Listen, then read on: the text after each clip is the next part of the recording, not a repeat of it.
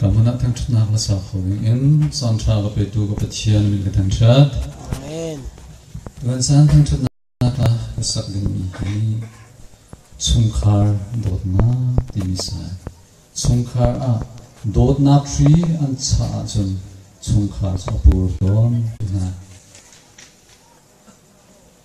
nu leva sise chung khar chung khar hun khat te i thaza kan sam trilo asia chu kan ral paset kan ni kan chung khar a ro ton cheleng gan du min ha chu in chung khar zan chia te zan khat shalo en e boy pasen i long nak bia kan sing hi kum khat ya an pathian min ka than thot long na rum taksa ni dam na mu hallelujah chu cha tha cham kong hausi in chung khar be pi ni se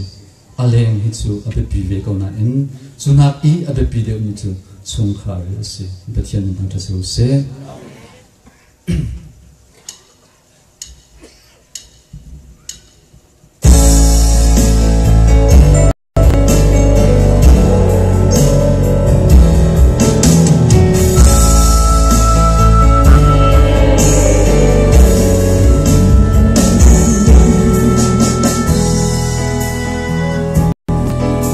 Zona chim nung mây bông yêu na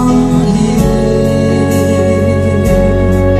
san mong chia bông in chung rêu nung a hao tuôn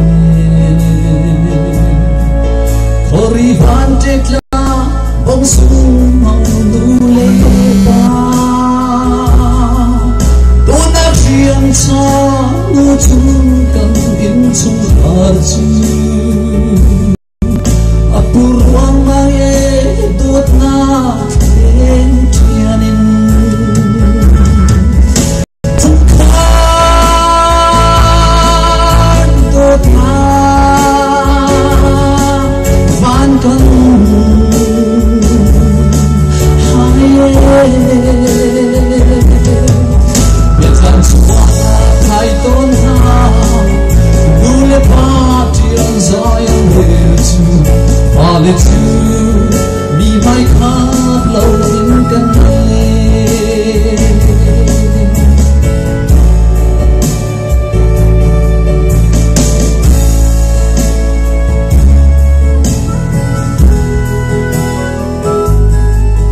Anton amis sirin, pinton mo shintupa Jangan pemua, merim veha Vincent mong ruột chứ mi xin cầu cần hoa đê Tôi bốc thả xin lâu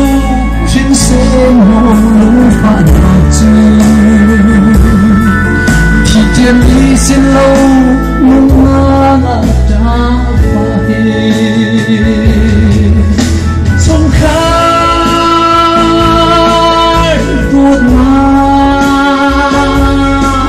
Van kan haye Betan fat apai ton na Nule patian zayan virtu Fall to be my cup flowing kan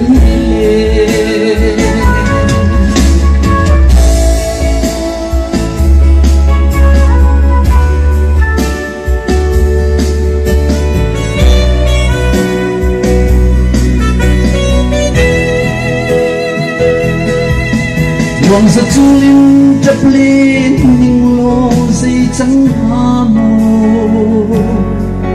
Kan ning sa le kan lung hang zot na pina Kan vulay abi mit siya na kan nay lo Mo patien kan hal piak lo kan ada nakhi Kandir kam zung zal ngata na kan pathia chung khar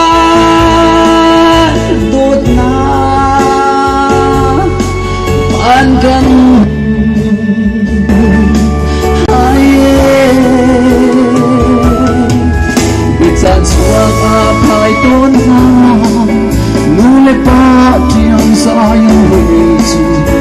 là chi